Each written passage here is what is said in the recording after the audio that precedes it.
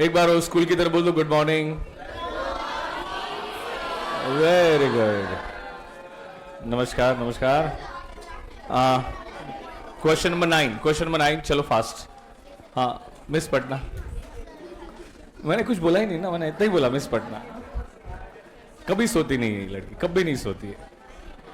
ये बगल वाली सोती है लेकिन ये नहीं सोती है। कल सो रही थी नहीं, वो पैसी हो जाता है, वो मुझे बहुत बेकार लगता है यार, अंधेरा अंधेरा में। तुम इतने खोपचे में क्यों बैठते हो?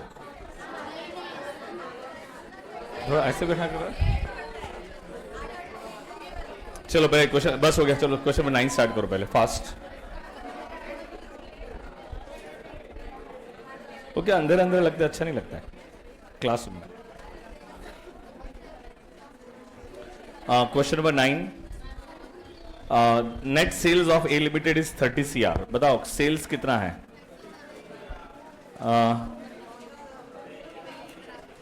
Net sales is equal to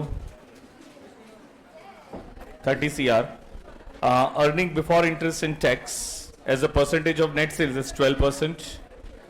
मुझे लग रहा है ऐसा क्वेश्चन कल हमने कुछ सॉल्व किया था। EBIT दिया है, क्या दिया है? EBIT इज नथिंग बट कितना होगा, जितना नेट सेल्स है उसका कितना परसेंट? 12%। तो 30 CR का 12% कितना होता है जरा बताओ? 3.6 CR आएगा क्या? चेक कर लो बेटा, 3.6 CR। आगे क्या लिखा है? The capital employed. बेटा एक सेकंड, जैसे ये कैपिटल एम्प्लॉयड वर्ड आया क्या फीलिंग? खुद का पैसा, बाहर का पैसा। तो खुद का पैसा मतलब क्या? ओनर्स फंड हो गया क्या? मतलब इक्विटी का फंड क्या होता है? इक्विटी का फंड क्या होता है? Equity share capital. Equity share capital only कि plus reserve and surplus? Equity का फंड क्या होता है? Equity share capital plus reserve and surplus. क्या प्रेफरेंस शेयर कैपिटल भी आ सकता है क्या इसमें? क्या इसमें लॉन्ग टर्म डेट भी आ सकता है क्या? ओके, तो capital employed comprises of 10 CR of equity. क्या कैपिटल स्ट्रक्चर, कैपिटल एम्प्लॉयड बोल दो या कैपिटल स्ट्रक्चर बोल दो, कैपिटल स्ट्रक्चर में क्या आपके पास 10 करोड़ की इक्विटी है? मतलब इक्विटी शेयर कैपिटल कितना है? 10 CR। What next? 2 crore of 13% cumulative preferences. मुझे बताओ क्या प्रेफरेंस शेयर कैपिटल भी है? अरे जल्दी करो, कितना है? 2 CR। 13% वाला है, कितने परसेंट वाला है? 13%। And 15% debentures of 6 CR। 15% debenture भी है। 15% क्या है? डिबेंचर। कितने CR? 6 CR। आगे क्या लिखा है? Income tax rate is 10%। बहुत कम लग रहा है यार। हाँ, टैक्स रेट दिया हुआ है, कितना परसेंट दिया हुआ है? 10%। 10% का मतलब क्या होता है? 0.10। स्मॉल टी का मतलब होता है टैक्स रेट। क्या मतलब होता है? Tax rate. Calculate return on equity, बस उतना ही। आगे का है indicated segments due to presence of preference share capital and borrowings, ये सब कैंसिल कर देना, ये आपको एप्लीकेबल नहीं है। ये आईपीसीसी में, सी इंटर में एप्लीकेबल होता है, आपको एप्लीकेबल नहीं है। आपको सिर्फ रिटर्न ऑन इक्विटी क्या कैलकुलेट करना है? Return on equity. Return on equity calculate करना है, return on equity. And calculate operating leverage if company is given that combined leverage is 3। 2 question के आंसर देने हैं। मुझे लग रहा है मुझे समझाने की जरूरत नहीं होनी चाहिए, you can do it on your own. Oh hello, आज बच्चे इतने कम क्यों दिख रहे हैं? अच्छा,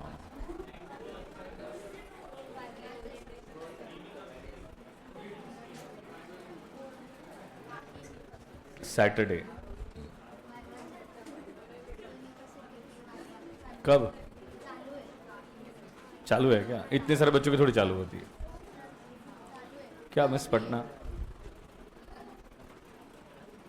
चलो स्टार्ट करो। अभी क्या मेरा मुंह क्या देख रहे हो? स्टार्ट करो नलायको। ये देखो इधर, हाँ ये बैठे हुए, क्या हो गया लाइफ में? सीधा देखता हूँ। हाँ, ऐसा लड़की की तरह शर्मा क्यों कर रहा है? मैंने ऐसे कुछ अलग क्वेश्चन पूछा क्या? ऐसा ऐसे कर रहा है, why you doing like this? हाँ क्या हो गया? तो ऐसे खोया खोया क्यों है? ब्रेकअप हुआ क्या? अरे होते रहता बेटा ये लाइफ में, हाँ चलते रहता है ये सब।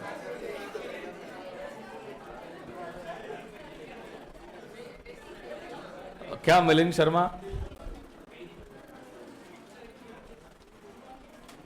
मैंने आपको क्वेश्चन सॉल्व करने दिया है नलायको। अभिषेक कहाँ है? घर पे?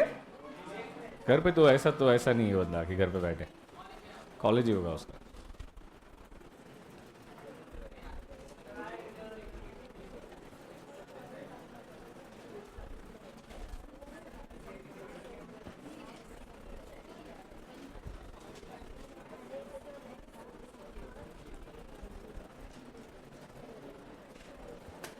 तन्नू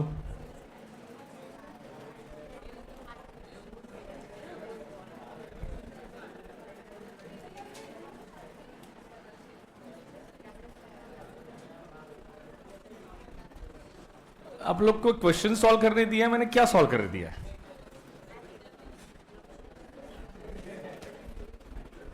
पीछे देखने की जरूरत पड़ रही है अभी भी नलायको। रिटर्न ऑन इक्विटी कैलकुलेट करना है तो क्या चाहिए आपके पास? Earnings available to equity share holder and divide by क्या चाहिए? Number of equity shares. Capital employed comprise of 10 CR of equity, 10 crore of equity. यहां पे लिख दो ₹10 ईच। क्या लिख दोगे ताकि नंबर्स मिल जाए ना? ₹10 ईच लिख दो। You need to have numbers also. सब सो रहे नालायक।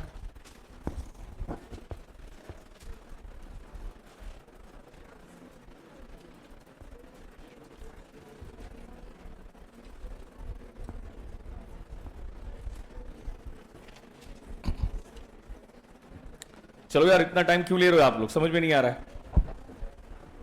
क्या? ईबीआईटी दिया हुआ है क्या स्ट्रेट अवे? तो ईबीआईटी से स्टार्ट करो ना। कहां से स्टार्ट करोगे? ईबीआईटी। तो बताओ ईबीआईटी कितना दिया है? बेटा आप घर पे पढ़ नहीं रहे हो, उसका मतलब ये है क्या दिया है? 3.6 CR। EBIT is given 3.6 CR। बताओ उसमें से क्या माइनस करोगे? इंटरेस्ट। क्या इंटरेस्ट 15% डेट है क्या आपके पास? कितना डेट है? 15%। मतलब 15% डेट है तो 6 CR पे 15% कितना होगा? 6 CR पे 15% कितना होगा? 15% इंटू 6 से मल्टीप्लाई कर दो उसको। 0.9 CR। इंटरेस्ट माइनस किया तो क्या मिलेगा? बेटा आपको क्या अब ये बोर्ड से कॉपी पेस्ट करने की जरूरत होती है कि आपका दिमाग क्यों नहीं चल रहा है? ये 3.6 में से 0.9 CR माइनस करो, कितना आ रहा है? कितना? 2.7 CR। अच्छा ईबीटी को क्या 1 - T से मल्टीप्लाई कर दोगे क्या? टैक्स रेट बहुत कम लग रहा है यार, 10%। ये 30% कर दो यार। T tax rate is very less, make it 30%। हाँ करेक्शंस कर दो वहां पे, टैक्स रेट 30% कर दो, बहुत कम लग रहा है। Tax rate 30%। तो बताओ ईबीटी को क्या 1 - T से मल्टीप्लाई कर दोगे क्या? 1 - T, टी क्या मतलब क्या होता है? Tax rate. अरे 1 रुपए में से 30 पैसा गवर्नमेंट को दे दो तो क्या 70 पैसा बचेगा क्या? तो किसका 70 पैसा बचेगा? ईबीटी का 70 पैसा बचेगा। तो आप straight away point smart work करो ना, 2.7 को 0.70 से मल्टीप्लाई कर दो तो क्या आ जाएगा? पैट आ जाएगा क्या आपका? क्या आ जाएगा पैट? बताओ कितना आएगा पैट? 1.89 CR आ रहा है क्या आपका? 1.89 CR। What next? ठीक है पैट आ गया, उसमें से क्या माइनस करोगे? Preference dividend. क्या प्रेफरेंस डिविडेंड दिया हुआ है क्या? यस। कितना परसेंट है? 13%। कितने CR पे? 2 CR पे। बताओ 2 CR पे 13% कितना होगा? 13% इंटू 2 CR। बताओ कितना आ रहा है? 0.26 CR हो गया क्या? माइनस करो कितना आ गया? 1.89 में से 0.26 माइनस कर दो, 1.63 आ रहा है क्या? 1.63 CR। क्या लिखोगे उसके अगेंस्ट में? Earnings available to equity share holder. इसमें कोई डाउट है तो पूछो बेटा। इसको क्या करेंगे? Divide by number of equity shares. तो बताओ नंबर ऑफ इक्विटी शेयर्स कितने हैं? 10 करोड़ को 10 से डिवाइड करो तो क्या 1 करोड़ शेयर्स आएंगे क्या? कितने शेयर्स आएंगे? 1 CR। करेक्ट है ना? तो 1 CR, अब जिस आपने सब पूरा रुपीज इन CR लिखा है तो डिवाइड किससे करोगे, 1 से ही तो करोगे, अरे करेक्ट ना। तो any number divide by 1 is equal to number itself. तो ईपीएस कितना आ रहा है कि 1.63 आ रहा है, कितना आ रहा है 1.63। बेटा ये 1 करोड़ 63 लाख है, ये 1 करोड़ 63 लाख है, उसको डिवाइड बाय 1 CR कर दो, क्या कर दो 1 CR। आपको अगर टोटल इस तरह से भी लिखना है तो भी समझ जाओगे, 1 करोड़ 63 लाख को डिवाइड बाय किससे करोगे 1 CR, तो चेक करो आपका आंसर 1.63 आएगा। बच्चे यहां पे भी कंफ्यूज होते हैं, आंसर क्या आएगा 1.63 आएगा, लेकिन हमने सारी वैल्यूज CR में लिखी हैं तो इसको भी तो CR में ही लिखेंगे ना, 1 CR ही तो लिखेंगे, कॉमन सेंस इतना तो अप्लाई कर लो बेटा। इसको भी किस में लिखेंगे CR में ही लिखेंगे, तो आप 1 से डिवाइड करोगे तो आंसर क्या आएगा 1.63। अब यहाँ पे CR कैंसिल हो जाता है, क्या हो जाता है CR कैंसिल, तो आपका आंसर क्या आया 1.63 आया। ये समझ में आ रहा है कि नहीं आ रहा है। तो ईपीएस कितना बन गया 1.63। तो क्या फर्स्ट क्वेश्चन का आंसर आ गया क्या आपका, बताओ। और क्या कैलकुलेट करना है, ऑपरेटिंग लिवरेज कैलकुलेट करना है, कंबाइंड लिवरेज दिया हुआ है, कंबाइंड लिवरेज का फॉर्मूला बोलो। कंबाइंड लिवरेज का फॉर्मूला क्या है, कॉन्ट्री डिवाइडेड बाय, गलत बोल रहे हो, प्रेफरेंस डिविडेंड है बेटा, गलत क्यों बोल रहे हो, क्या प्रेफरेंस डिविडेंड है ना, तो EBIT माइनस आई minus preference dividend divided bye 1 minus T. क्या CL दिया हुआ है क्या, बताओ CL कितना दिया हुआ है 3, इससे कॉन्ट्री मिल जाएगा ना, क्या मिल जाएगा आपको कॉन्ट्री, तो बताओ कॉन्ट्री पता नहीं है, लेकिन क्या EBIT पता है क्या आपको, कितना EBIT 3.6 माइनस आई कितना है, आई कितना है, ये रहा आई कितना है 0.9, I is given 0.9 minus preference dividend कितना है बताओ 0.26 डिवाइड बाय क्या करोगे 1 माइनस टी। मैं डायरेक्टली 0.70 लिखूंगा तो कोई कंफ्यूजन तो क्रिएट नहीं हो रहा है आपको, क्योंकि 1 माइनस टी करोगे तो क्या आएगा 0.70 ही आएगा आपका, तो 1 पॉइंट हम 0.70 लिख लेते बेटा। थोड़ा इसको मुझे कैल्सी दो यार, मेरा दिमाग खराब कर दोगे आप, हाँ दो कैल्सी, very good.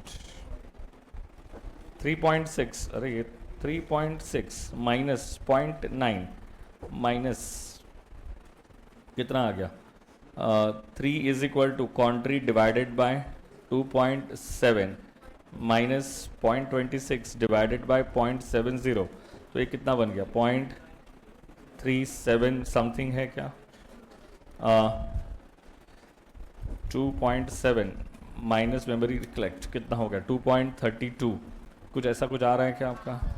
3 is equal to country divided by 2.323286, therefore country is equal to multiply by 3, तो क्या 6.98 समथिंग आ रहा है क्या आपका, तो 3.3 इंटू 2 पॉइंट, बेटा बोर्ड से कॉपी पेस्ट तो करते ही नहीं ऐसी चीज़ों को, तो यार आप समझ ही नहीं पाते बच्चे।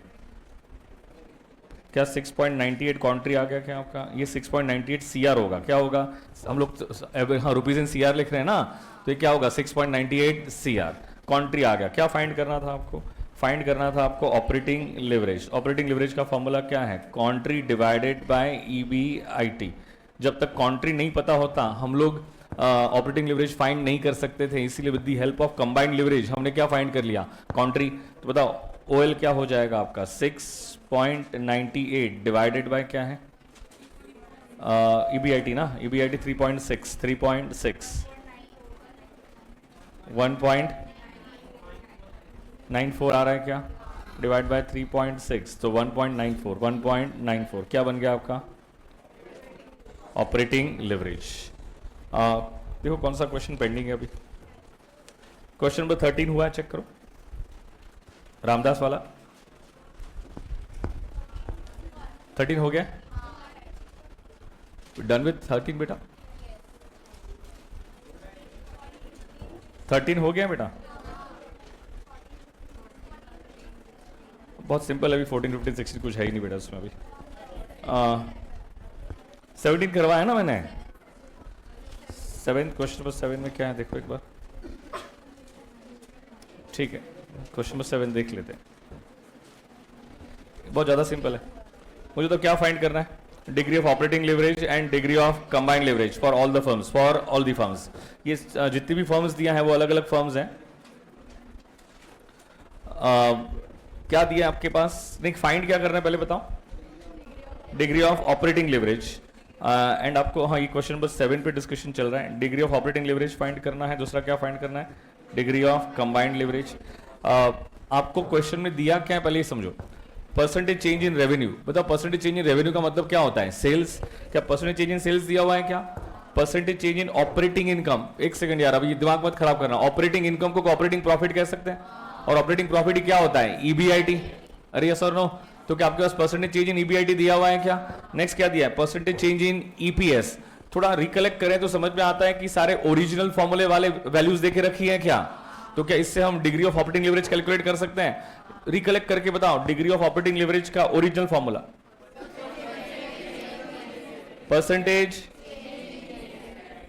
Change in EBIT divided by percentage change in sales, अरे सेल्स को रेवेन्यू कहते हैं यार, क्या कहते हैं सेल्स को रेवेन्यू, और ऑपरेटिंग इनकम को ऑपरेटिंग प्रॉफिट कहते हैं, ऑपरेटिंग प्रॉफिट को हम क्या कहते हैं, ईबीआईटी, क्या कहते हैं उससे, EBIT. I hope you get my point very clear, इसमें कोई दिक्कत है क्या आपको, कोई भी कंफ्यूजन, यहां कंफ्यूजन बिल्कुल क्रिएट मत करना, ऑपरेटिंग इनकम मतलब ऑपरेटिंग प्रॉफिट, एंड मैं डे 1 से बोलते आ रहा हूं operating profit is nothing but EBIT, क्या आपको सबका परसेंटेज चेंज देके रखा है क्या, तो शॉर्टकट फॉर्मूला तो अप्लाई करेंगे, कोई स्कोप ही नहीं है आपके पास, तो आप क्या ओरिजिनल फॉर्मूला अप्लाई करके क्या आंसर निकाल सकते हो क्या, बहुत सिंपल बन जाएगा, फटाफट बताओ क्या आएगा, फॉर्म पी का आंसर, कैलसी पे कर लो ना, 20 कितना परसेंट है, नहीं 20 नहीं, ईबीआईटी क्या है 25%, पहले फर्स्ट क्वेश्चन की बात करते हैं, 25% डिवाइडेड बाय 27%, देखो बच्चा यहां पे भी कंफ्यूज होता है, 2 मिनट सुको, परसेंटेज क्या हो गया मैथ्स में, कैंसिल हो गया, परसेंटेज दोनों इक्वल अमाउंट कैंसिल होता है ना,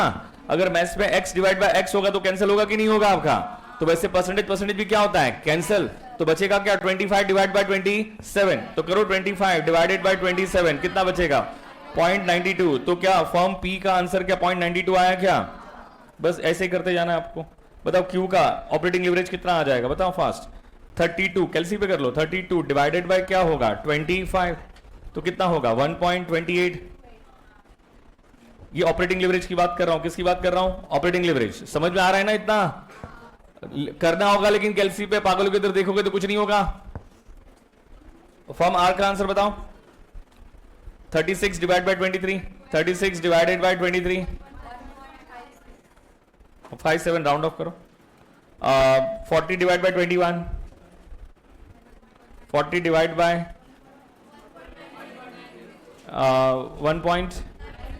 1.90, ओके, उसके बाद क्या है आपका ईपीएस चेंज इन, अरे नहीं कंबाइंड लिवरेज फाइंड करना है, कंबाइंड लिवरेज का original formula, percentage change in EPS divided by percentage change in sales, revenue का चेंज मतलब सेल्स का चेंज, और परसेंटेज चेंज इन ईपीएस तो स्ट्रेट अवे दिया हुआ है आपके पास, तो बस कैलसी पे कैलकुलेट करो, निकालो degree of combined leverage form P का, बताओ परसेंटेज चेंज इन ईपीएस कितना है 30 डिवाइडेड बाय 27, कितना होगा 1.11, पी क्यू 24 डिवाइडेड बाय 25, बताओ कितना आएगा 0.96, आर का 21 डिवाइडेड बाय ',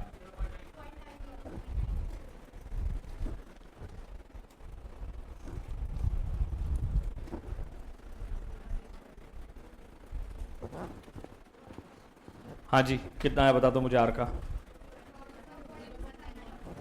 1%, कोई प्रॉब्लम नहीं ना इसमें, 14 देख लो एक बार fast, you are required to compute the operating leverage for each firm PQRS from the following price and cost data. What inferences मतलब interpretations can you draw with respect to levels of fixed cost and the degree of operating leverage results? Assume number of units sold is 5,000. But I think damn simple question है. आपको क्या calculate करना है, operating leverage, क्या calculate करना है operating leverage, और operating leverage का फॉर्मूला क्या है, कॉन्ट्री डिवाइड बाय ईबीआईटी, आप कैसे भी करके कॉन्ट्री कैलकुलेट कर लो, फॉर्म पी का, क्यू का, आर का, उसका ईबीआईटी कैलकुलेट कर लो, आपका आंसर आ जाएगा, और आपको कहीं पे भी अभी for the time being inferences draw करने की जरूरत नहीं है, उसका रीजन ये है कि आपका कोई डिस्क्रिप्टिव पैटर्न नहीं है, इसे ऑपरेटिंग लिवरेज कैलकुलेट, अच्छा आप कर सकते हो ये, मैं हिंट दे दूं क्या आपको, क्या आपके पास 5000 यूनिट्स दिए हुए हैं और सेलिंग प्राइस पर यूनिट दिया है, इससे क्या मिल जाएगा सेल्स, क्या वेरिएबल कॉस्ट पर यूनिट दिया हुआ है क्या? इससे क्या मिल जाएगा? वेरिएबल कॉस्ट, सेल्स में से वेरिएबल कॉस्ट माइनस करोगे क्या आएगा? कॉन्ट्री आ गया क्या? उसमें से क्या माइनस कर दोगे? फिक्स ऑपरेटिंग कॉस्ट, तो क्या आ जाएगा? ईबीआईटी। तो क्या हो जाएगा तीनों का? आंसर नेगेटिव आएगा, एक का आंसर नेगेटिव आएगा, बट नेगेटिव आया तो कोई प्रॉब्लम वाली बात नहीं है, जैसे आएगा वैसे लिखोगे। 4 में से कोई एक आध का आंसर नेगेटिव 100% आएगा, लेकिन नेगेटिव आ सकता है, मैं डिस्कस कर रहा हूं आपके साथ। लिवरेज नेगेटिव हो सकता है, अगर लिवरेज नेगेटिव होगा तो उसका इंटरप्रिटेशन क्या होता है समझाता हूं मैं आपको, लेकिन कोई किसी एक का आंसर नेगेटिव आएगा 100%, तो आप 14 कर लोगे होमवर्क। सेम है आपका, मुझे देख के बताओ 15th वाला, calculated degree of operating leverage, financial leverage and combined leverage for the following firms and interpret the results. Results को इंटरप्रेट करने की जरूरत नहीं है, लेकिन क्या आउटपुट दिया हुआ है, सेलिंग प्राइस पर यूनिट भी दिया है, वेरिएबल कॉस्ट पर यूनिट भी दिया है, इंटरेस्ट एक्सपेंस भी दिया है, फिक्स कॉस्ट भी दिया है, बात खत्म हो गई। कोई दिक्कत है क्या इसमें? दोनों क्वेश्चन होमवर्क करोगे 14 15, डू दी होमवर्क।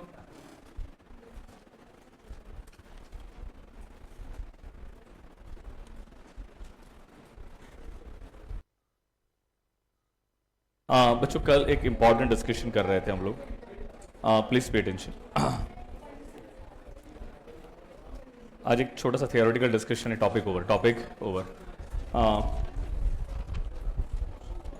इसके बाद हम लोग है ना टाइम वैल्यू मनी के आपके डाउट्स और जो है ना वो सब सॉल्व कर लेते, तो कि आपका एक टाइम वैल्यू मनी वाला जो पेंडिंग है, मैंने एक टेस्ट लिया था उसका डिस्कशन पेंडिंग है, will do that. Please pay attention.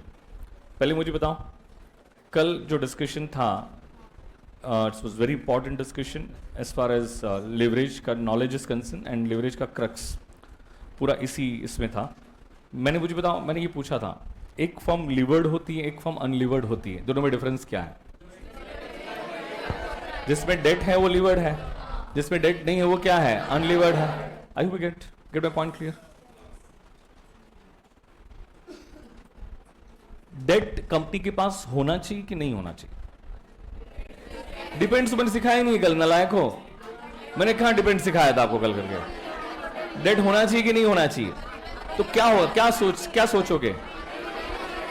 अगर ROI is greater than small i तो debt is good, if ROI is less than small i then debt is bad. ऐसा क्यों? चलो फटाफट एक बार देख लेते हैं। मैंने कल एक एग्जांपल लिया था, उस सेम एग्जांपल अभी भी मैंने ये लिया था। क्या आपके पास कैपिटल स्ट्रक्चर में इक्विटी था? अभी कैपिटल स्ट्रक्चर समझ में आ रहा है क्या? एक पूरा टॉपिक है कैपिटल स्ट्रक्चर। जैसे नेक्स्ट टॉपिक भी कॉस्ट ऑफ कैपिटल होगा आपका, उसके बाद बैक टू बैक उसी टॉपिक में कैपिटल स्ट्रक्चर भी आ जाएगा आपका। तो कैपिटल स्ट्रक्चर एक पूरा टॉपिक है कि कंपनी का capital structure, best capital structure क्या होना चाहिए, कितना इक्विटी होना चाहिए, कितना डेट होना चाहिए। देखो ना, आज तक आपने 11th-12th में क्या किया था? सिर्फ आपने बैलेंस शीट में लिखा था equity share capital, preference share capital. लेकिन अभी आप जैसे एक लेवल ऊपर आ गए, अभी आप ये सोचोगे कि कितना कंपनी के पास इक्विटी होना चाहिए, कितना डेट होना चाहिए, कितना डिफरेंस है। मेयरली एक लिखना, अब वो जो लिख रहे थे वो कितना प्रोपोर्शन में होना चाहिए, उसके बारे में सोचना, उसके बारे में डिसीजन लेना, उसी को एक कैपिटल स्ट्रक्चर कहते हैं। क्या कहते हैं? Decision on capital structure. But ठीक है, अभी तो फिलहाल हमें लिवरेज पे ध्यान देना है। इक्विटी कितना है हमारे पास? 5 CR। 13% प्रेफरेंस शेयर कैपिटल कितना है? 1 CR। 15% डेट कितना है? 3 CR। ये EBIT से हम लोग कहां तक आ गए थे? Earning available to equity share holder तक आए थे, 1.22 CR। क्या मैंने ROE कैलकुलेट किया था? ROE कैसे कैलकुलेट किया था? Earning available to equity share holder, या तो मैं बोल सकता हूं PAT minus preference dividend divided by equity share holder fund. मैं आई थिंक बहुत दिनों से ये डिस्कशन कर रहा हूं, इक्विटी शेयर होल्डर का फंड क्या होता है? नेटवर्थ बराबर है, लेकिन क्या बोलेंगे? Equity share capital plus reserves and surplus, उसे ही नेटवर्थ कहते हैं। क्या कहते हैं? उसे ही नेटवर्थ। ये क्वेश्चन में कहीं पे रिजर्व्स एंड सरप्लस दिया नहीं है, तो क्या इक्विटी शेयर कैपिटल ही क्या नेटवर्थ बन जाएगा क्या आपका? तो आपने 5 करोड़ की इक्विटी पे कितना कमाया? 1.22 CR। तो 100 पे कितना कमाया? 100 पे कितना कमाया? तो 24.4%। क्या ROE, रिटर्न ऑन इक्विटी 24.4% है?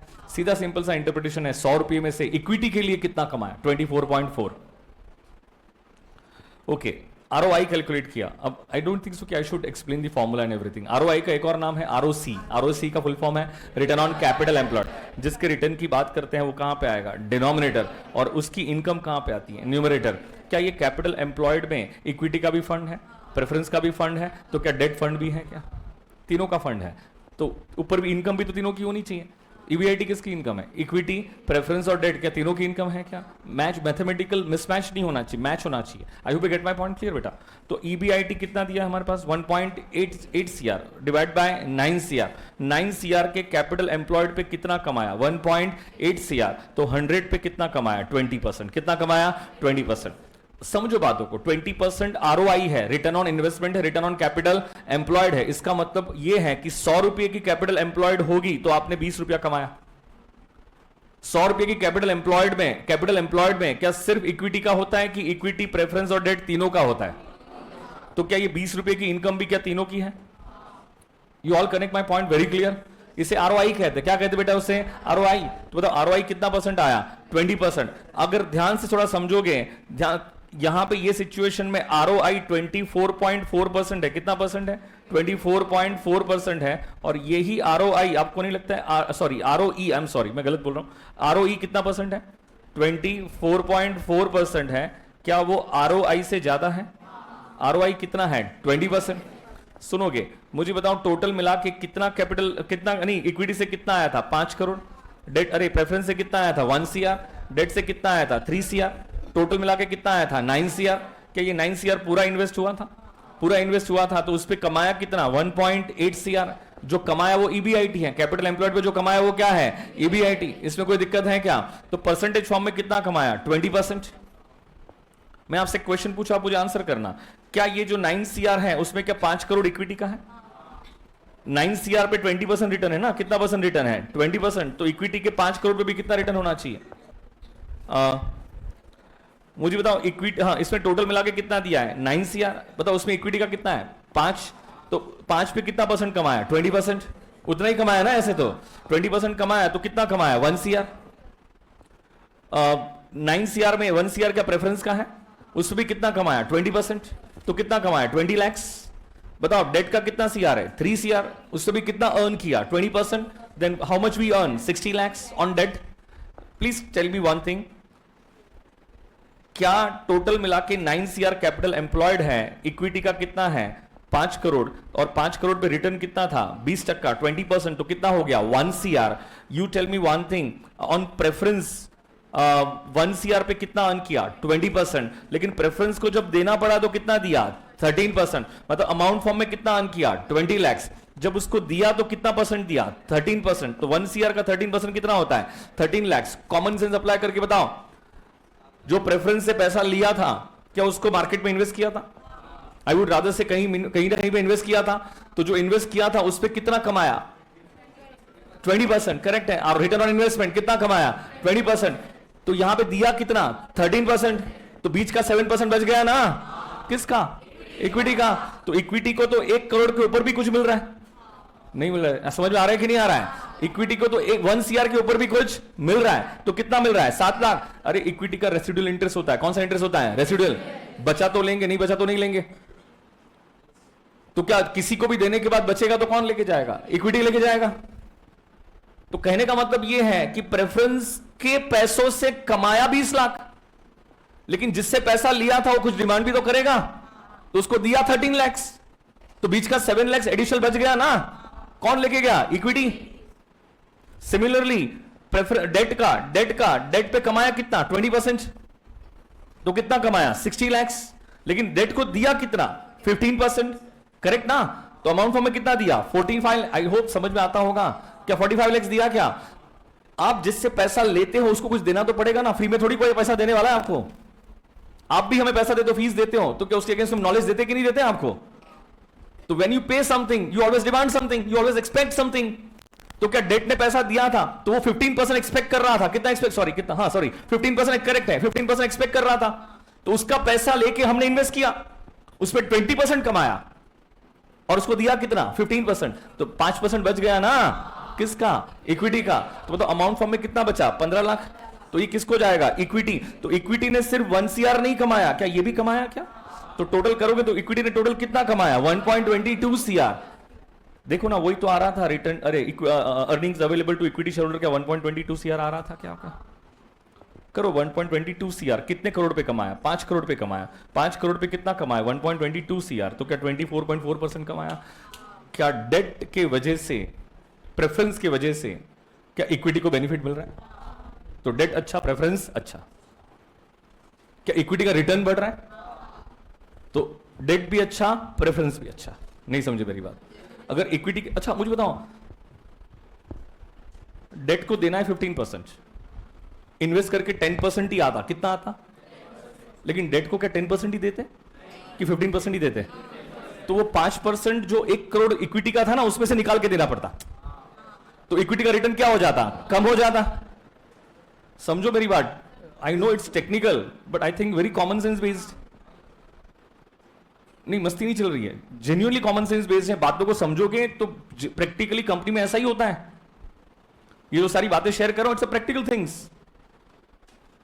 तो डेट का एडवांटेज है ना, डेट का एडवांटेज कब है? जब वो इक्विटी के रिटर्न को बढ़ाता है तब। अगर वो इक्विटी के रिटर्न को नहीं बढ़ा सकता है तो डेट का फायदा। अगर डेट यूज करने से इक्विटी का रिटर्न बढ़ता है तो उसको टेक्निकल वो टर्म में कहते हैं ट्रेडिंग ऑन इक्विटी। क्या कहते हैं उसे? कि आप डेट लेके, डेट का यूज करके इक्विटी के रिटर्न को क्या कर रहे हो? इंक्रीज कर रहे हो। क्योंकि आप क्या कर रहे हो? पैसा तो ला रहे हो और उस पर कमा रहे हो, जितना देना है उससे ज्यादा कमाते हो। तो इक्विटी वाला खुश। इक्विटी वाला क्या कहता है कि मतलब मेरा समझो यार, इक्विटी वाला क्या कहता है? मेरे पैसे का तो यूज ही नहीं हुआ, उनके पैसों से ही बिजनेस करके हमने तो कमा लिया। आप समझे मेरी बातों को? वो कहीं ना कहीं उसका पैसा, डेट वाले का पैसा यूज भी करते हैं, उससे कमाते भी हैं, उसको कुछ देते भी हैं, और जो बचता है वो कौन लेके जाता है? इक्विटी। अब बताओ, डेट को 15% देना था, अगर वो ROI 20% नो के 30% होता तो क्या उतना ज्यादा फायदा इक्विटी को होता? समझ लो मेरी बातों को। यहां पे बस ऑब्जेक्टिव यही है। ऑल्दो आपके स्टडी मटेरियल में इसका कोई डिस्कशन नहीं है, लेकिन मैंने ये समझाया इसीलिए। अगर ये नहीं समझाता तो आपको नहीं लगता पूरे टॉपिक का फील ही चला जाता आपका? ठीक है, वो मैकेनिकली आपने टॉपिक कर दिया था, फॉर्मूला अप्लाई करके आंसर लेके आए थे, लेकिन जो लॉजिकल स्टूडेंट है, कॉन्सेप्चुअल स्टूडेंट है, उसको जेन्युइनली ये एक्सप्लेनेशन के बाद अभी समझता है। और कल मैंने पूरा कनेक्ट किया था, every single topic boils down to that particular statement, how to maximise the shareholders wealth. क्या रिटर्न ऑन इक्विटी हर साल बढ़ता है? उसका मतलब क्या ईपीएस बढ़ेगा? ईपीएस बढ़ेगा, उसका मतलब क्या इन्वेस्टर्स क्या इसमें इन्वेस्ट करेंगे? क्या इन्वेस्ट करेंगे तो क्या शेयर्स की मार्केट में डिमांड बढ़ेगी? और शेयर्स की मार्केट में डिमांड बढ़ेगी तो क्या शेयर होल्डर्स की wealth increase, share price increase होगी, शेयर प्राइस इंक्रीज होगी तो क्या शेयर होल्डर्स की वेल्थ भी इंक्रीज होगी? क्या फाइनेंशियल लिवरेज, मैं आज एक्चुअली भूल गया वो प्रैक्टिकल केस स्टडीज लाना। मैंने इसकी रिलायंस कम्युनिकेशन की प्रैक्टिकल केस स्टडीज निकाल के रखी है बिकॉज ऑफ फाइनेंशियल, को मैं शेयर कर देता हूँ आपके साथ, फिर कभी बता दूंगा। वीडियोकॉन का बैंकरप्ट इंसॉल्वेंसी में जाने का सबसे बड़ा रीजन था डेट। सबसे बड़ा रीजन क्या था? डेट। इवन दो आज अभी देखो ना, यस बैंक पूरा डूब गया, अभी फ्रंट लाइन है न्यूज़पेपर में कि यस बैंक को अब क्या SBI 49% शेयर्स परचेज करके उसको निकालने की कोशिश कर रही है, बाहर आने की कोशिश कर रही है, 12,000 करोड़ इन्वेस्ट कर रही है। लेकिन उसमें क्लियर लिखा है कि अनिल अंबानी रिलायंस कम्युनिकेशन को सबसे ज्यादा डेट दिया था, यस बैंक ने सबसे ज्यादा लोन दिया था, और उसका रीपेमेंट नहीं कर पाया। तो बैंक भी डूबी, खुद तो डूबा ही डूबा, लेकिन बैंक को भी डुबा के लेके गया। क्योंकि मुझे तो इंटरेस्ट का पेमेंट करने के लिए EBIT ज्यादा चाहिए। देखो वीडियोकॉन की स्टोरी शेयर करूं आपके साथ, तो क्या था पता नहीं, आप तो पैदा भी नहीं हुए होंगे। एक टाइम था घर घर में वीडियोकॉन का टीवी चलता था, वीडियोकॉन के रेफ्रिजरेटर्स, वीडियोकॉन के वॉशिंग मशीन, हर जगह वीडियोकॉन। और उसने इलेक्ट्रॉनिक मार्केट्स में पूरा सेगमेंट, इंडियन कंपनी ने ऑलमोस्ट 70-80% सेगमेंट कैप्चर कर लिया था। मतलब जहां भी जाओ, कोई भी इलेक्ट्रॉनिक शोरूम में जाओ तो वीडियोकॉन टॉप पे था, टॉप मोस्ट था। अब इलेक्ट्रॉनिक सेगमेंट इतना अच्छा चल रहा है, रेवेन्यू आ रही है। क्या आ रही है? रेवेन्यू। अब देखो, जब रेवेन्यू आती है ना तो डेट प्रॉब्लमेटिक नहीं है, आपको पता है। रेवेन्यू आएगी तो EBIT, रेवेन्यू आएगी तो सेल्स अच्छा है, सेल्स अच्छा है तो आपका कॉन्ट्री अच्छा है, क्योंकि वेरिएबल कॉस्ट की टेंशन ही नहीं है ना, सेल्स होगा तो ही होगा। आई थिंक मेरे डिस्कशन समझ पा रहे हो क्या? वेरिएबल कॉस्ट कब आएगा? Without sales. स्टूडेंट्स आएंगे तो ही नोट्स का खर्चा है भाई, अगर नोट्स का खर्चा आने वाला नहीं है। लेकिन क्लासरूम का रेंट स्टूडेंट्स हो या न हो, ये तो फिक्स है। लेकिन जब बिजनेस है ना तो कोई टेंशन नहीं होती। बिजनेस है तो सेल्स है, वेरिएबल कॉस्ट की तो टेंशन ऐसे भी नहीं है। तो कॉन्ट्री है, कॉन्ट्री में से इतना सा फिक्स कॉस्ट माइनस करो तो इतना सा EBIT मिलता है। समझ लो मेरी बातों को। तो EBIT ज्यादा है तो EBIT मतलब रिटर्न ऑन इन्वेस्टमेंट। अरे हाँ है ना, अगर आपने डेट उठाया है 7% पे और आप कमा रहे हो 40%, तो डेट की टेंशन लेने की बिल्कुल जरूरत नहीं है, डेट की टेंशन लेने की बिल्कुल जरूरत नहीं है। आप 40% कमा रहे हो, 60% देने में आपको दिक्कत क्या है? ऊपर से 40 कमा के 7 दोगे तो क्या 33% से इक्विटी का रिटर्न भी बढ़ेगा क्या? इक्विटी वाला भी खुश, इक्विटी वाला खुश होगा तो ऑटोमेटिक मार्केट की शेयर्स की डिमांड मार्केट में बढ़ेगी और उसकी शेयर प्राइस क्या होगी? इंक्रीज होगी। सीधा लॉजिक। अब किसी को ऐसी क्यूरियोसिटी होगी ना कि शेयर प्राइस इंक्रीज कैसे होती है, तो ऐसे इंक्रीज होती है भाई। कभी बार आपको लगता होगा कि स्टॉक एक्सचेंज में प्राइस ऊपर जाती है नीचे जाती है, तो generally its force of demand and supply. Of course fundamentally होता है डिमांड एंड सप्लाई, फंडामेंटली होना है। अभी कोरोना वायरस चल रहा है, कोरोना वायरस की न्यूज की वजह से ऑलमोस्ट वर्ल्ड की जितनी भी स्टॉक एक्सचेंज है सब डाउन है। 3 दिन पहले इकोनॉमिक टाइम्स में हेडलाइंस थी, almost 45 lakh crore wipe off हो गए इन्वेस्टर्स के। वाइप ऑफ हो गया उसका मतलब क्या हुआ? अब मान के चलो मेरे पास कोई शेयर होल्डिंग्स है, रिलायंस की शेयर होल्डिंग्स है, उसकी प्राइस 1500 थी, अचानक से 1000 हो गई, तो क्या मेरे पास जो वेल्थ थी क्या वो डिक्रीज हो गई क्या? तो ऐसी इन्वेस्टर्स की वेल्थ में कितना डिक्रीज हुआ? 45 लाख करोड़ का। क्योंकि मार्केट सेंसिटिव है, मार्केट में कोई भी गलत न्यूज आती है तो तुरंत मार्केट क्या जाता है? नीचे। मार्केट नीचे गया तो शेयर प्राइस क्या जाएगी? नीचे। नहीं, कोई भी ऐसी सेंसिटिव न्यूज आती है जो नेगेटिव होना, तो इन्वेस्टर्स क्या करते हैं? अपने पास जो भी शेयर होल्डिंग्स होते हैं ना, बेचना स्टार्ट करते हैं। और जैसे बेचना स्टार्ट करेंगे तो मार्केट में सप्लाई इंक्रीज हो जाती है। क्या इंक्रीज हो जाती है? सप्लाई। और आपको तो पता ही इकोनॉमिक्स, सप्लाई इंक्रीज होगी तो क्या प्राइस डिक्रीज हो जाएंगे क्या आपकी? यही लॉजिक है आपके शेयर प्राइस इंक्रीज होने का, डिक्रीज होने का, बाकी कोई लॉजिक नहीं है। I hope you get my point clear. तो वीडियोकॉन ने अपने जो बिजनेस उसने इन्वेंट किया था, स्टार्ट किया था अपनी आइडियोलॉजी से, उससे तो बहुत कमाया। अब उससे जो कमाया उससे अलग अलग बिजनेस में इन्वेस्ट करना स्टार्ट किया जहां पे उसकी एक्सपर्टीज नहीं थी। रिफाइनरीज में गया, कंस्ट्रक्शंस में गया। अब बिजनेस एक स्टार्ट करते हैं तो initially you required huge fund. अब प्रॉब्लम क्या हुई कि जहां जहां उसने बिजनेस स्टार्ट किया वहां से रेवेन्यू कम आ रही है और पैसा ज्यादा जा रहा है। तो इलेक्ट्रॉनिक्स वाला जो पैसा जनरेट, कंट्रीब्यूशन जो जनरेट कर रहा था, वो कंट्रीब्यूशन सब कौन लेके जा रहा है? बाकी सारे बिजनेस लेके जा रहे हैं जो परफॉर्म नहीं कर रहा है। एक पॉइंट ऐसा आ गया कि उसकी बैलेंस शीट में 90,000 करोड़ का डेट दिख रहा है। कितने का डेट दिख रहा है? 90,000 करोड़ का डेट दिख रहा है। अब 90,000 करोड़ के डेट पे क्या इंटरेस्ट जाएगा? उसके लिए क्या होना चाहिए? सेल्स। सेल्स ही नहीं हो रहा है। अब मार्केट, अब उसका ध्यान हट गया इलेक्ट्रॉनिक्स से, तो मार्केट में कॉम्पिटिटर्स आ गए, एलजी आ गया, सैमसंग आ गया, बाकी सारे प्लेयर्स आ गए, और अब धीरे उसका ध्यान दूसरे बिजनेस पे गया तो फोकस चला गया कोर बिजनेस से फोकस चला गया। तो उसका जो मार्केट कैप्चर 70-80% था और किसी लोगों ने खाना स्टार्ट कर दिया। मतलब जहां से उसकी रेवेन्यू आ भी रही थी वो भी कम होगी, खत्म हो गई। आई hope you get my point clear. अब रेवेन्यू कम हो गई मतलब सेल्स ही नहीं आ रहा है, सेल्स ही नहीं आ रहा है, कॉन्ट्री नहीं आ रहा है, कॉन्ट्री नहीं आ रहा है, तो आपका ईबीआईटी जनरेट नहीं हो रहा है, ईबीआईटी जनरेट नहीं हो रहा है, तो इंटरेस्ट का पेमेंट कहां से करोगे? And this was the whole reason financial leverage, तो because of interest and preference dividend. और generally preference dividend नहीं होता है, क्या होता है? interest. तो because of this financial leverage, debt की वजह से वीडियोकॉन गया, रिलायंस कम्युनिकेशन सेम केस, इतना डेट उठाया। और अभी यस बैंक में सबसे ज्यादा जो लोन दिया था वो रिलायंस कम्युनिकेशन को दिया था, अनिल अंबानी को, और उसे रीपेमेंट ही नहीं किया, तो बैंक को भी उठा दिया, खुद भी उठ गया। हाँ, डेट आप उठाते जाओ, डेट उठाओ, लेकिन डेट के उठाने के पीछे लॉजिक क्या है? आपका बिजनेस बहुत अच्छा होना चाहिए। अब मुझे आप ऐसा यहां पे कह दो 10 स्टूडेंट्स के लिए मैं कोई नया बड़ा वाला क्लासरूम ले लूं, बड़ा वाला क्लासरूम तो इससे रेंट डबल, तो फिर मेरा ये पढ़ाने का फायदा ही नहीं है ना, मैं अप्लाई ना करूं तो। रेंट क्या हो जाएगा? डबल, रेंट डबल हो गया, लेकिन सेल्स तो उतने का उतना ही है। तो आपको लगता है ईबीआईटी तो उतना ही जनरेट होने वाला है, लेकिन क्या उससे, सॉरी आई वुड रादर से, कंट्रीब्यूशन तो उतना ही जनरेट होने वाला है, लेकिन क्या फिक्स कॉस्ट डबल हो गई तो क्या ईबीआईटी कम हो जाएगा क्या? I hope you connect my point clear. तो this is all about your leverage. Connect हो रहा है क्या आपको ये?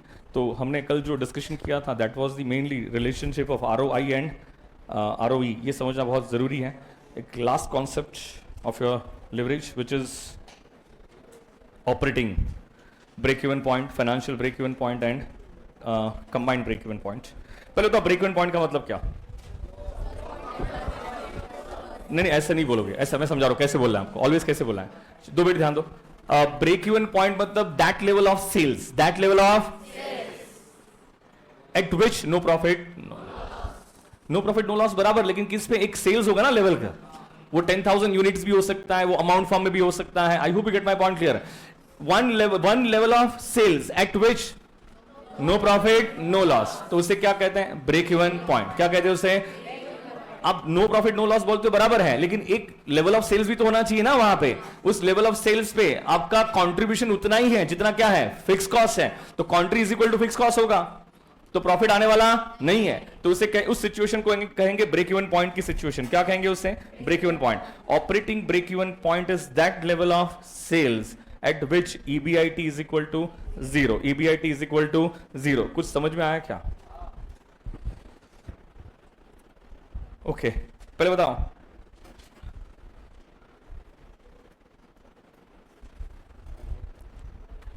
Operating break even point is that level of sales at which EBIT is equal to zero. Operating leverage का relation किसका किसके साथ?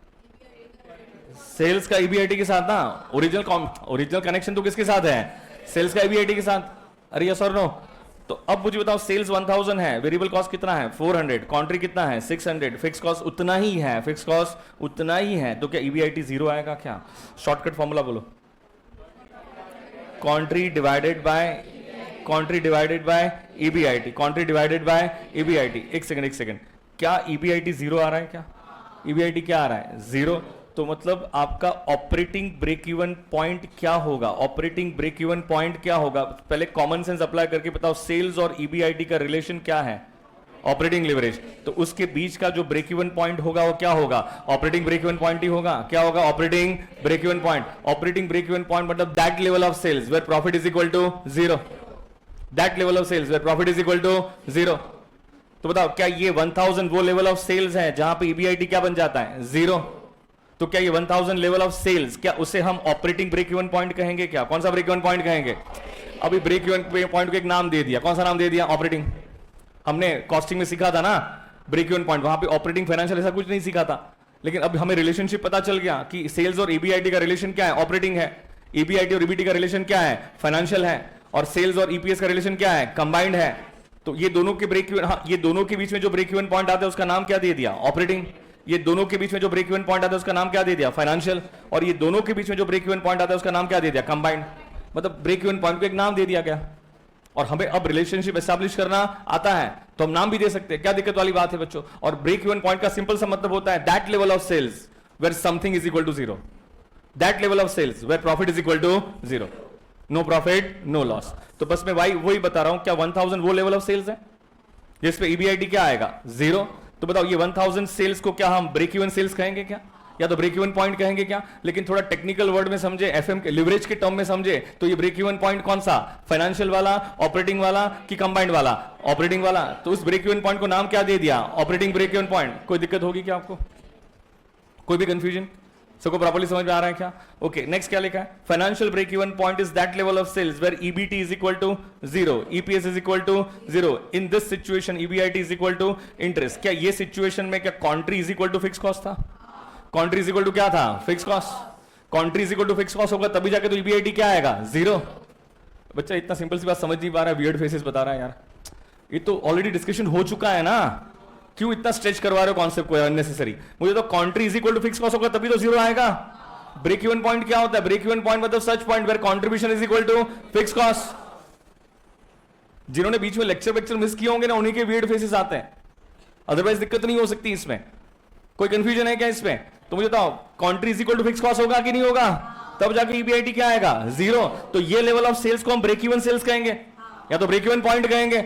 लेकिन हमें एफएम ने, लिवरेज ने रिलेशनशिप एस्टैब्लिश करना सिखा दिया। तो सेल्स और ईबीआईटी का रिलेशन कौन सा है? ऑपरेटिंग। तो ये ब्रेक इवन पॉइंट का नाम भी क्या हो गया? Operating break even point. So simple यार। Why should I explain again and again यार? बच्चा इतना भी स्मार्ट, अभी तो मुझे लग रहा है कि अब तो हमारी फ्रीक्वेंसी मैच होनी चाहिए, क्योंकि हम बहुत दिनों से पढ़ रहे हैं। समझ में आ रहा है कि नहीं आ रहा है? यहां पे मुझे लगा समझ में नहीं आ रहा है। रेड टी शर्ट, हाँ देख रहा है खुद ने क्या पहना है। हाँ नहीं समझ में आ रहा है बेटा, मैंने कुछ नई चीज पढ़ा ही नहीं है, क्योंकि जो मार्जिनल कॉस्टिंग में पढ़ाया था वही पढ़ा है। I didn't teach anything new, इसलिए मैंने इसको एंड में रखा था कि 2 मिनट में खत्म कर दूंगा। क्या नहीं समझा कुछ? बिंदास। अच्छा, टॉपिक का नाम ही नहीं समझा तो फिर हम स्पीक आउट ना, तो मुझे समझ में भी आएगा। अरे मैं साइलेंट लैंग्वेज नहीं समझ पाऊंगा ना। हाँ, आवाज नहीं आ रही है, समझ में नहीं आ रहा। तो मार्जिनल कॉस्टिंग किया है? नमस्कार, करो बेटा। इतने दिनों से गला फाड़ फाड़ के बोल रहा हूं, पर बेटा मार्जिनल कॉस्टिंग का बेस है। Without marginal costing leverage possible है? जिन्होंने डे वन से पढ़ा है, क्योंकि मार्जिनल कॉस्टिंग में variable cost ratio, PV ratio, variable cost, fix cost, sales के फॉर्मूले, ये सब कहां था? ब्रेक इवन पॉइंट भी कहां था? जिसका मार्जिनल कॉस्टिंग नहीं हुआ है उनको 500% दिक्कत होगी। इसलिए पहले मार्जिनल कॉस्टिंग देख लो बेटा, क्योंकि अब वापस से पूरा पढ़ा हूं ये पॉसिबल नहीं है। तो अब तक क्या किया तूने? मैंने इतने दिनों से गाना गा रहा हूं बच्चा, लेकिन बात ये है जितना समझा एग्जाम में ये काम नहीं आने वाला ना कि जितना समझा उतना समझ लिया। एग्जाम में तो 100% ही काम में आएगा। हाँ तो देखो बच्चा, कब देखोगे? अरे ठीक है ना भाई, मैं अजम्पशन के साथ चल रहा हूं, मार्जिनल कॉस्टिंग हुआ होगा आपका। अब दिमाग मत खराब करो भाई, पागल बना दोगे। हाँ बताओ, फाइनेंशियल ब्रेक इवन पॉइंट क्या होगा? That level of EBIT where EBT is equal to 0। देखो देखो, बोलने का तरीका समझो, सबका अपना रिलेशन है। यहां पे क्या बोला? That level of sales where EBIT is equal to 0, क्योंकि ऑपरेटिंग लिवरेज का रिलेशन किसके किसके साथ? ईबीआईटी का सेल्स के साथ, इसलिए ऐसा बोला that level of sales where EBIT is equal to 0।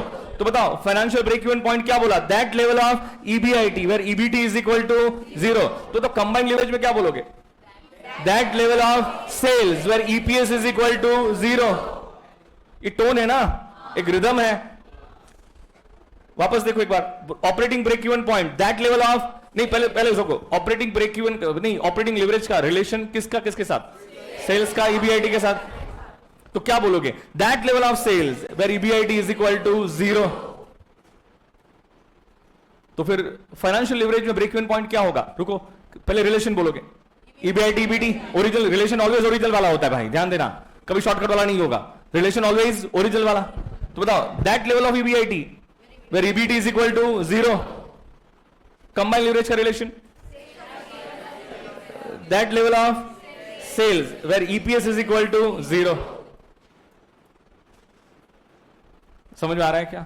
अब चेक कर लो, अब क्या लिखा मैंने यहां पे? Financial BEP is that level of EBIT where EBT is equal to 0। EBIT is equal, हाँ ये बात में देखता हूं। Financial break even, sales 5000, variable cost कितना है? 1500, कॉन्ट्री कितना है? 3500, फिक्स कॉस्ट कितना है? 2500, तो ईबीआईटी कितना है? 1000, इंटरेस्ट 1000। क्या पूरा ईबीआईटी इंटरेस्ट खा गया? कौन खा गया? इंटरेस्ट। ईबीआईटी उतना ही था जो इंटरेस्ट को ही कवर कर सकता था। इंटरेस्ट हो गया तो ये तो सब क्या आ गया? 0। फिर तो 0 पे टैक्स भरना ही नहीं होता है ना, तो ये सब क्या आएगा? 0 ही आएगा क्या पीछे? तो ये जो है ये लेवल ऑफ सेल्स जो है जिसपे ईबीआईटी कितना आया? 1000, and this level of EBIT पे आपका ईबीटी क्या आया? 0। तो बेटा ये दोनों के बीच का जो लिवरेज है उसे कहते हैं फाइनेंशियल लिवरेज, और दोनों के बीच का जो मतलब ब्रेक इवन पॉइंट है उसे क्या कहते हैं? Financial break even point. इसमें कोई कंफ्यूजन है क्या? कोई भी डाउट बेटा यहां पे? अब combined break even point is that level of sales at which EPS is equal to 0। ये सेम ले लो, ईपीएस इज इक्वल टू क्या होगा? 0। मतलब क्या ये लेवल ऑफ सेल्स है जहां पे ईपीएस क्या आ रहा है? क्या 0 आ रहा है क्या? क्योंकि ईबीआईटी इतना ही जनरेट हुआ था जितना क्या था? इंटरेस्ट। तो बाकी तो सब 0 होना ही है आपका, बाकी सब क्या होना है? 0। तो बस इतना याद रखो कि रिलेशन को समझ लो। बताओ below leverage, below BEP leverage is negative. अब ये नहीं समझता है बच्चों को, below BEP leverage is negative. बताओ क्या ये बीईपी पे है क्या? ये 1000 क्या है? Break even point. बोलो 1000 क्या है? Break even point. और ब्रेक इवन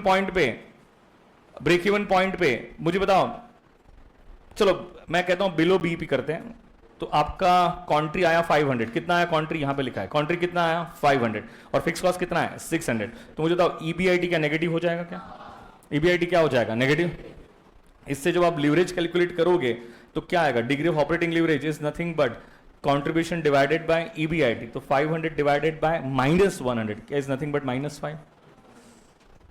सोच के बताना, जब आपका लिवरेज नेगेटिव आता है तो क्या आप बीईपी पे हो कि बिलो बीईपी हो? और आपका लिवरेज जब पॉजिटिव है तो क्या आप अबव बीईपी पे काम कर रहे हो क्या? ये very important for MCQs, conceptual theoretical theory question. बताओ एक सेकेंड, वापस एक बार, क्या ये -100 आना मतलब एट बीईपी या बिलो बीईपी? बीईपी पे 0 आता है, बी पे क्या आता है 0, तो -100 आया ईबीआईटी मतलब आप बीईपी पे हो कि बिलो बीईपी पे हो, तो क्या लिवरेज नेगेटिव आएगा? लिवरेज नेगेटिव आया उसका मतलब you are operating below BEP, आप बीईपी भी अचीव नहीं कर रहे हो। समझो यार, आपका लिवरेज नेगेटिव है उसका मतलब आपका बिजनेस ब्रेक इवन पॉइंट भी अचीव नहीं कर पा रहा है। आपका बिजनेस ने कंट्रीब्यूशन कितना जनरेट किया? 500 रुपए का जनरेट किया, जबकि फिक्स कॉस्ट कितने का था? 600 रुपए का। मतलब वो कंट्रीब्यूशन भी इतना जनरेट नहीं कर पा रहा है जिससे फिक्स कॉस्ट तो रिकवर हो जाए। वापस एक बार, बीईपी नेगेटिव है उसका मतलब your business is functioning below BEP, इसका मतलब आपने अभी भी ब्रेक इवन पॉइंट अचीव नहीं किया। अगर आपका लिवरेज पॉजिटिव है तो क्या आप अबव बीईपी काम कर रहे हो क्या? ये भी एक समझने का तरीका। बहुत ही इंपॉर्टेंट सेंटेंस है तीनों sentence. Below BEP leverage is negative, above BEP leverage is positive. ऐसा लिखो, ऐसा बताओ, लिवरेज नेगेटिव है तो क्या आप बिलो बीईपी रहोगे क्या? लिवरेज पॉजिटिव है तो क्या आप अबव बीईपी रहोगे क्या? लेकिन अगर आप एट बीईपी पे हो तो लिवरेज अनडिफाइंड है। लिवरेज क्या है? अनडिफाइंड। एक सेकंड, एट बीईपी का ईबीआईटी 0 होगा? फॉर्मूला बोलो fast, degree of operating leverage का। Contribution divided by EBIT.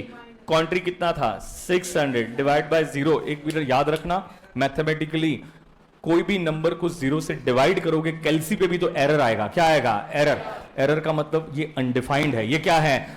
कोई भी नंबर को 0 से डिवाइड नहीं कर सकते। करोगे देखो एरर आ जाएगा, ई आ जाएगा। क्या आ जाएगा आपका? ई आएगा। एरर दिखा रहा है कि नहीं दिखा रहा है? उसका मतलब ये क्या है? अनडिफाइंड। क्या है ये आपका? Undefined. I hope you get my point clear.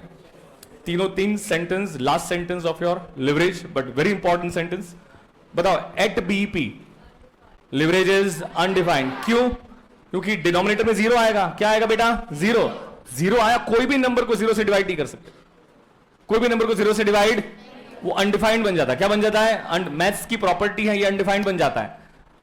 Leverage negative है, अबव बीईपी लिवरेज क्या होगा? लिवरेज पॉजिटिव है, लिवरेज नेगेटिव है, लिवरेज 0 है, अनडिफाइंड। सॉरी, बीईपी 0 है तो undefined. I will get my point clear? कोई दिक्कत? Leverage over. डाउट? ओके। अच्छा, तो दिस इज द साइन कि सर भागो, अब यहां खड़े रहने की जरूरत नहीं है आपको। क्या लिवरेज की एमसीक्यूज करा दी? अब सारे बाकी आपको कर रहे हैं, 50 तो मैंने करा दिए। हाँ, डाउट पूछेंगे, डाउट सॉल्व करेंगे उसका। एक सेकंड, बैठना है, कहाँ को जाना थोड़ी है। हाँ, एक काम करो, चलो 5 मिनट का ब्रेक ले लो, उसके बाद मैं टाइम वाले बनी स्टार्ट करता हूँ आपका जो डाउट से। वो आज मोदी सर को छुट्टी दी है बेटा, मैंने आराम करेंगे, वो घर पे सो रहे हैं।